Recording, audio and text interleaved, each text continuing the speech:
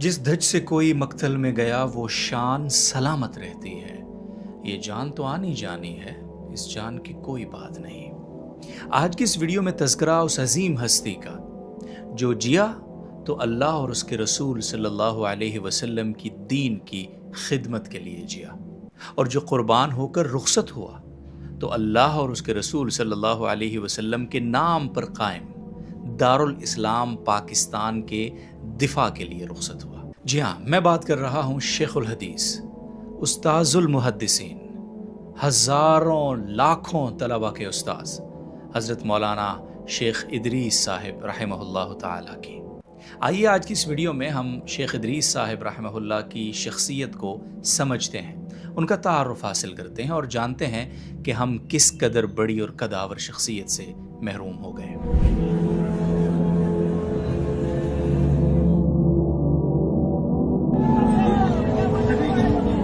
کسی بھی عظیم انسان کی شخصیت کی تعمیر، اس کی نفسیاتی ساخت اور اس کی فکری رجحانات کے تعین میں اس کے خاندانی ماحول اور آباء و اجداد کے ورثے کا کلیدی کردار ہوتا ہے۔ مولانا شیخ محمد ادریس صاحب رحمہ اللہ کی ولادت ایک ایسے گھرانے میں ہوئی جہاں کی فضاؤں میں ہی قال اللہ اور قال رسول صلی اللہ علیہ وسلم کی صدائیں گونجا کرتی تھیں، اور جہاں علم کو ایک مقدس امانت سمجھا جاتا تھا۔ ان کی پیدائش 1961 میں ضلع چارسدہ کے گاؤں ترنگزئی میں ہوئی۔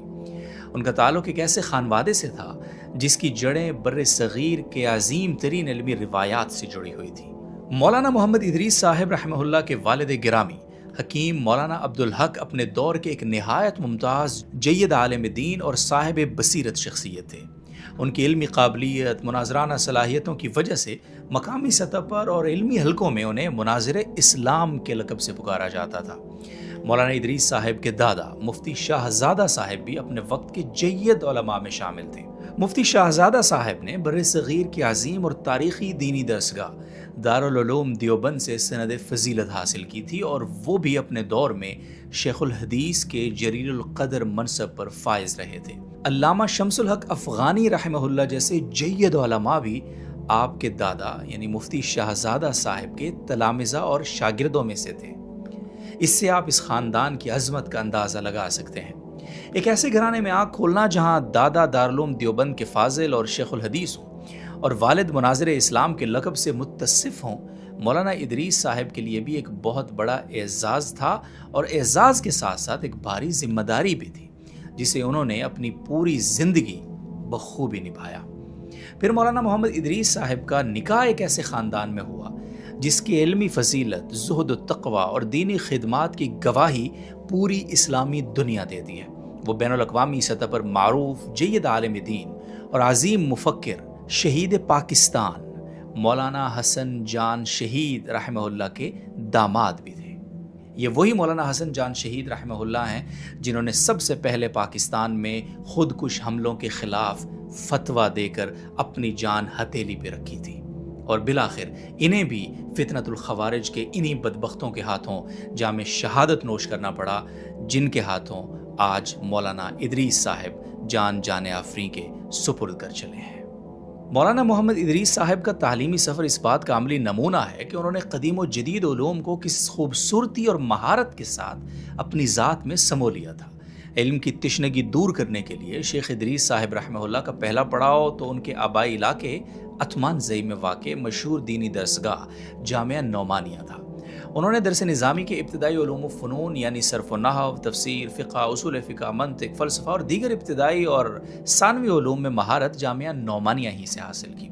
جب احادیث مبارکہ کی اعلیٰ ترین تعلیم یعنی دورہ حدیث کا وقت آیا تو مولانا ادریس صاحب نے اکوڑا خٹک میں واقع عالمی شہرت یافتہ درسگاہ دارالعلوم حقانیہ اکوڑا خٹک کا رخ کیا۔ دارالعلوم حقانیہ میں انہوں نے اپنے وقت کے کبار محدثین اور جید اساتذہ کے سامنے زانوِ تلمذ طے کیا اور باقاعدہ طور پر امتیازی نمبرات حاصل کر کے دورہ حدیث یعنی درس نظامی مکمل کر لیا۔ مولانا ادریس صاحب کی علمی اور فکری بصیرت کا ایک انتہائی شاندار اور قابل تقلید پہلو یہ تھا کہ انہوں نے محض روایتی دینی تعلیم پر اکتفا نہیں کیا، بلکہ جدید تقاضوں اور عصری جامعاتی تعلیم کی اہمیت کو بھی شدت سے محسوس کیا، اور اسی ضرورت کو پورا کرنے کے لیے انہوں نے پشاور یونیورسٹی کا رخ کیا اور 2 مختلف مضامین یعنی اسلامیات اور عربی میں اعلیٰ تعلیم مکمل کرتے ہوئے ماسٹرز کی ڈگریاں حاصل کی۔ تعلیم سے فراغت کے بعد مولانا ادریس صاحب کے تدریسی سفر کا باقاعدہ آغاز 1983 میں اسی مادر علمی یعنی جامعہ نعمانیہ عثمان زئی سے ہوا، جہاں سے انہوں نے سلسلہ تعلیم کا آغاز کیا تھا، اور 1992 میں آپ کو درس حدیث دینے کی ذمہ داری بھی تفویض ہوئی۔ آپ تقریباً 1997 تک یہاں تدریس فرماتے رہے، پھر دارالعلوم اسلامیہ تنگئی میں بطور شیخ الحدیث فائز ہوئے اور 9 سال تک دورہ حدیث کی تمام کتب پڑھاتے رہے۔ پھر وہاں سے اپنے گاؤں واپس آئے اور 6 سال تک جامعہ عبداللہ بن مسعود ترنگ زئی میں صحیح بخاری، جامع ترمذی، موطا امام مالک اور موطا امام محمد پڑھاتے رہے، اور اب 2013 سے تاحال جامعہ نعمانیہ عثمان زئی میں شیخ الحدیث اور صدر مدرس کے مسند پر فائز رہے۔ صحیح بخاری اور ترمذی شریف کو پڑھاتے ہوئے آپ کو مسلسل 30 سال ہو گئے۔ علاوہ ازیں شعبان کی چھٹیوں میں آپ دورہ تفسیر بھی پڑھاتے رہے۔ جامعہ دارالعلوم حقانیہ کوڑا خٹک میں ڈاکٹر شیخ شیر علی شاہ صاحب کے وفات کے بعد محتمم جامعہ مولانا سمیع الحق صاحب رحمہ اللہ کے شدید اصرار اور خواہش پر وہاں بھی درس حدیث شروع کیا۔ اللہ تعالیٰ نے آپ کو درس حدیث کا خصوصی ملکہ عطا فرمایا تھا اور بہت بڑا حلقہ طلاب آپ سے مستفید ہوتا تھا۔ جامعہ نعمانیہ عثمان زئی چارسدہ میں فضلائے دورہ حدیث کی تعداد عموماً 1200 سے 1500 کے درمیان ہوتی تھی، اور جامعہ حقانیہ میں یہ تعداد لگ بھگ 2000 سے بھی متجاوز تھی۔ گویا بیک وقت تقریباً 3 سے 3500 طلبہ آپ سے دورہ حدیث شریف میں حدیث شریف کا سبق پڑھتے تھے، قال الرسول صلی اللہ علیہ وسلم کی صدائیں سیکھتے تھے۔ یقیناً یہ بہت بڑا اعزاز تھا جو اللہ نے حضرت شیخ صاحب کو عطا فرمایا۔ درس و تدریس کی اہم ترین مصروفیات کے باوجود مولانا ادریس صاحب نے عوام الناس کی روحانی اور اخلاقی تربیت کے محاذ سے بھی کبھی غفلت نہیں برتی۔ وہ خیبر پختونخوا کے ان گنے چنے علماء میں سے تھے جن کے بیانات اور خطابات عوام و خاص میں بے حد مقبول تھے۔ انہوں نے اپنی مادری زبان پشتو کو دعوت و تبلیغ کا مؤثر ترین ذریعہ بنایا، کیونکہ وہ جانتے تھے کہ مقامی زبان میں دیا گیا پیغام سیدھا دل میں اترتا ہے۔ ان کے خطابات کے موضوعات کا اگر تجزیہ کیا جائے تو ان میں انتہائی وسعت اور تنوع پایا جاتا تھا۔ وہ عقائد کی درستی، اسلامی تاریخ کی تفہیم، سیرت النبی صلی اللہ علیہ وسلم کے عملی پہلوؤں، قصص الانبیاء کی حکمتوں اور صحابہ کرام کے عدل و انصاف پر مبنی واقعات پر ہمیشہ زور دیتے تھے۔ ایک عالم اور رہنما کا پہلا امتحان پتہ کیا ہوتا ہے؟ اس کا اپنا گھر ہوتا ہے۔ مولانا ادریس صاحب نے اپنی گھریلو زندگی میں بھی انہی اصولوں کی پاسداری کی جن کی وہ ممبر سے تلقین کرتے تھے۔ اللہ تعالیٰ نے انہیں 2 لائق اور ہونہار فرزندان سے نوازا، اور ان دونوں بیٹوں کی تعلیم و تربیت کے انتخاب میں مولانا کی دور اندیشی اور دین و دنیا کا حسین توازن نظر آتا ہے۔ ان کے ایک بیٹے مولانا انیس احمد انتہائی موقر عالم دین، جبکہ دوسرے صاحبزادے ڈاکٹر سلمان ایک قابل ڈاکٹر ہیں، یعنی دونوں میں سے ایک ہیں جو روحانی معالج ہیں اور دوسرے ہیں جو جسمانی معالج ہیں، اور یہ دونوں ہر انسان کی بنیادی ضرورت ہے۔ شیخ الحدیث مولانا ادریس صاحب ملک کی معروف مذہبی سیاسی جماعت جمعیت علماء اسلام کے انتہائی فعال اور سرکردہ رہنماؤں میں شامل ہوتے تھے۔ ان کی قائدانہ صلاحیتوں، تنظیمی مہارت اور عوام میں بے پناہ مقبولیت کی بنا پر انہیں ضلع چارسدہ کے لیے جماعت کا امیر اور پھر سرپرست اعلیٰ مقرر کیا گیا۔ ان کی سیاسی جدوجہد کا ایک نہایت اہم سنگ میل اس وقت آیا جب 20ویں صدی کے اوائل میں مولانا محمد ادریس صاحب نے جمعیت علماء اسلام فے اور متحدہ مجلس عمل کے مشترکہ پلیٹ فارم سے صوبائی اسمبلی کے حلقہ PF20 چارسدہ سے جنرل نشست پر انتخابات میں حصہ لیا اور شاندار عوامی تائید کے ساتھ کامیابی حاصل کی۔ انہوں نے 2002 میں صوبائی اسمبلی کے رکن کی حیثیت سے اپنے عہدے کا باضابطہ حلف اٹھایا۔ اسمبلی میں ان کی موجودگی محض ایک روایتی سیاست دان کی نہیں بلکہ ایک شرعی نگہبان اور نظریاتی محافظ کی بھی تھی۔ انہوں نے پورے 5 سال اپنے پارلیمانی ذمہ داریاں ادا کیں اور اپنی مدت بخیر و خوبی مکمل کی۔ اسمبلی کی رکنیت کے دوران ان کی علمی قابلیت اور شرعی فہم کو مد نظر رکھتے ہوئے انہیں کئی انتہائی اہم اور حساس ذمہ داریاں بھی سونپی گئیں جن کا دائرہ کار براہ راست قانون سازی اور ریاستی پالیسیوں سے جڑا ہوا تھا۔ لہٰذا صوبے میں اسلامی قوانین کے تدریجی نفاذ اور ریاستی ڈھانچے کی اسلام کاری، اسمبلی کی قانون سازی کو قرآن و سنت کے سانچے میں ڈھالنے کے مشکل ترین مشن کے لیے انہیں نفاذ شریعت کونسل کا اہم ترین رکن بنایا گیا۔ اس کے علاوہ انہیں صوبائی اسمبلی کی پریس کمیٹی کا چیئرمین بھی منتخب کیا گیا۔ یہ ایک نہایت اہم عہدہ تھا جس کا کام ذرائع ابلاغ کے ساتھ اسمبلی کے روابط کو منظم کرنا، صحافتی برادری کے مسائل کو حل کرنا اور اسمبلی کی کارروائیوں کو شفاف انداز میں عوام تک پہنچانے کے عمل کی نگرانی کرنا بھی تھا۔ ایک عالم دین کا پریس کمیٹی کا سربراہ ہونا ان کی میڈیا کے حوالے سے وسیع نظری کی روشن دلیل ہے۔ سیاست کے اس طویل اور اقتدار کی راہداریوں میں گزرنے والے سفر میں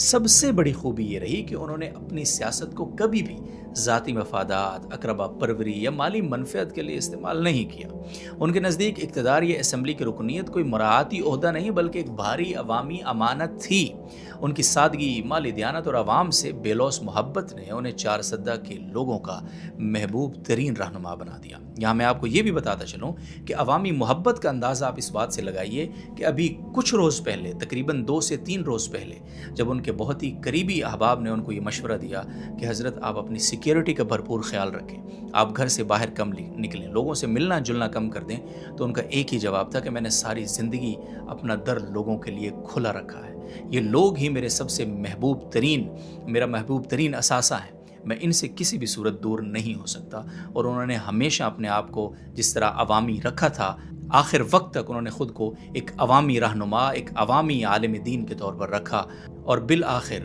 جام شہادت نوش کیا۔ خیر، کسی بھی عظیم شخصیت کی زندگی اور اس کی موت کے اسباب کو سمجھنے کے لیے اس کے نظریات اور اس کے عصری جغرافیائی اور سیاسی حالات کا مطالعہ ناگزیر ہوتا ہے۔ خیبر پختونخوا کا خطہ گزشتہ کئی دہائیوں سے انتہا پسندی، دہشت گردی اور مختلف مسلح گروہوں کی آماجگاہ رہا ہے۔ اس پرآشوب اور پرخطر ماحول میں ایک عالم دین کے لیے حق اور سچ کی بات کرنا اور ریاستی اداروں کے ساتھ کھڑا ہونا، اپنی حکومت کے اچھے کاموں کی تحسین کرنا، اپنے سر پر کفن باندھنے کے مترادف ہوتا ہے۔ مولانا محمد ادریس صاحب کا تعلق دیوبند مکتب فکر سے تھا اور وہ ہمیشہ سے اعتدال پسندی، رواداری اور پرامن سیاسی جد و جہد کے قائل تھے۔ حالیہ برسوں میں خطے کے اندر مختلف شدت پسند تنظیموں نے اپنا سر اٹھایا ہوا ہے۔ ان میں ٹی ٹی پی جیسے خارجی گروہ بھی ہیں اور دیگر مختلف تنظیمیں بھی اپنا اثر و رسوخ بڑھا رہی ہیں۔ ریاست پاکستان، اس کے آئین اور فوج کے خلاف مسلح کارروائیوں کو جائز قرار دینا ان کا وتیرہ ہے۔ حکمرانوں کی تکفیر کرنا ان کی سب سے بڑی علامت ہے، کیونکہ یہی تو خوارج کی سب سے بنیادی علامت ہے۔ ایسے کٹھن اور خطرناک حالات میں جب خوف کے مارے کئی لوگ خاموشی اختیار کر لیتے ہیں، اپنے کام سے کام رکھنے کو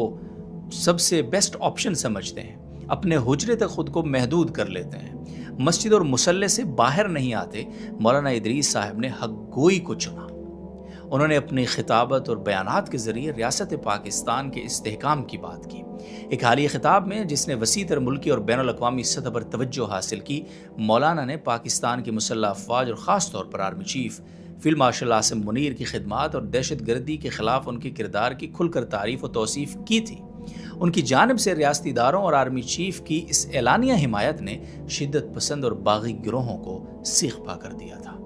ناظرین محترم، علماء و صلحاء کی زندگیاں جس قدر پاکیزہ، منظم اور عوام کے لیے نفع بخش ہوتی ہیں، ان کا اختتام اور موت بھی اسی قدر باوقار اور قابل رشک ہوتی ہے۔ ایک عالم دین جس نے اپنی پوری جوانی اور بڑھاپا قال اللہ اور قال الرسول صلی اللہ علیہ وسلم کی ترویج میں گزارا ہو اور جو درس حدیث دینے کے لیے مسند کی جانب گامزن ہو، اگر وہ اسی راستے پر چلتے ہوئے اپنا خون اللہ کے حضور پیش کر دے اور جرم بھی ہو وطن کی محبت، دارالاسلام کی محبت، پاکستان کی محبت، تو اس سے بڑھ کر ابدی خوش نصیبی اور ہو بھی کیا سکتی ہے۔ منگل 5 مئی 2026 کا سورج خیبر پختونخوا کے عوام، ضلع چار سدہ کے باسیوں، علم حدیث کے ہزاروں طلبہ اور پورے ملک بلکہ پوری ملت کے لیے ایک ایسا اندوہناک، دلخراش اور سیاہ دن لے کر طلوع ہوا جس نے علم و فضل کی ایک پوری کائنات کو سوگوار اور اداس کر دیا۔ اس منگل کی صبح شیخ الحدیث مولانا محمد ادریس صاحب، جن کی عمر اس وقت لگ بھگ 65 برس تھی، اپنے روزمرہ کی پاکیزہ مصروفیات کے لیے یعنی درس حدیث دینے کے لیے گھر سے نکلے تھے کہ چار سدہ کے علاقے تارک آباد اتمان زئی کے مقام پر پہلے سے گھات لگائے موٹر سائیکل پر سوار نامعلوم مسلح دہشت گردوں نے ان کی گاڑی کو چاروں طرف سے گھیر لیا، اندھا دھند فائرنگ شروع کر دی۔ ظالموں نے اس بات کا بھی کوئی پاس و لحاظ نہ کیا کہ وہ کس جلیل القدر ہستی، کس عظیم اور بوڑھے سفید ریش عالم دین اور کس محسن قوم پر گولیاں برسا رہے ہیں؟ اور ان کو رحم آتا بھی کیوں؟ کیونکہ یہ جو خوارج ہیں یہ وہ گروہ ہے جنہوں نے حضرت علی کرم اللہ وجہہ جیسے جلیل القدر صحابی، چوتھے خلیفہ راشد، نبی کریم سرور دو عالم صلی اللہ علیہ وسلم کے داماد، سیدہ فاطمہ کے شوہر حسن و حسین کے ابا،